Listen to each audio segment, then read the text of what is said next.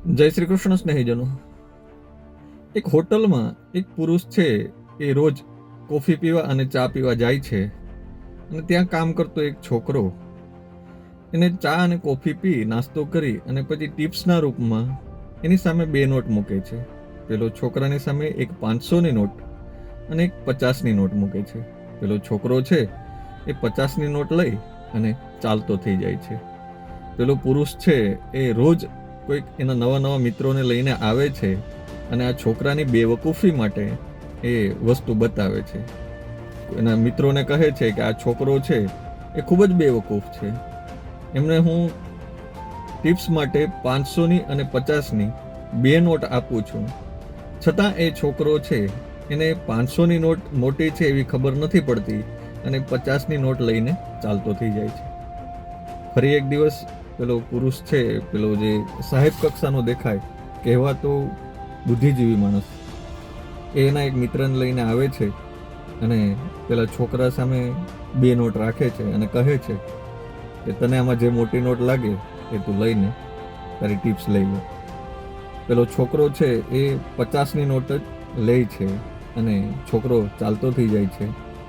પેલો પુરુષ છે એના મિત્રને કહે છે કે જો આ છોકરાની બેવકૂફી જો, હું એની સામે રોજ 500ની અને 50ની 2 નોટ આપું છું, પણ એ છોકરો એટલો બધો બેવકૂફ છે કે એને 500ની નોટ ઓળખતા નથી આવડતી અને 50ની નોટ લઈને ચાલતો થઈ જાય છે.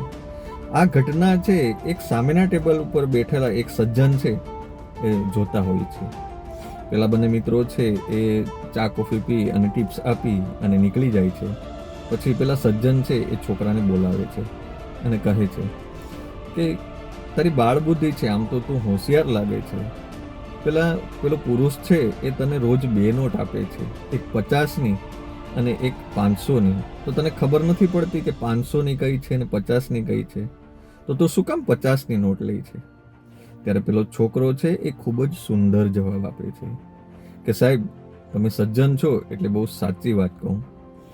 એ પુરુષ છે એ રોજ મારી બેવકૂફી જો દેખાડવા માટે થઈને રોજ નવા એના મિત્રોને લઈને આવે છે અને મારી સામે એ એક 50ની નોટ મૂકે છે અને એક 500ની નોટ મૂકે છે અને હું રોજ છે એ 50ની નોટ જ લઉં છું, 500ની નોટ નથી લેતો. જો 500ની નોટ લઈ લઉં તો એને ખબર પડી જાય કે હું 500ની નોટ ઓળખતો થઈ ગયો છું, તો બીજે દિવસેથી એના મિત્રોને મારી બેવકૂફી બતાવવા ન આવે અને મને પૈસા મળતા બંધ થઈ જાય. હું 500 નથી લેતો પણ 50 લઈને મેં અત્યારે સુધીમાં 5000 રૂપિયા ભેગા કરી લીધા છે.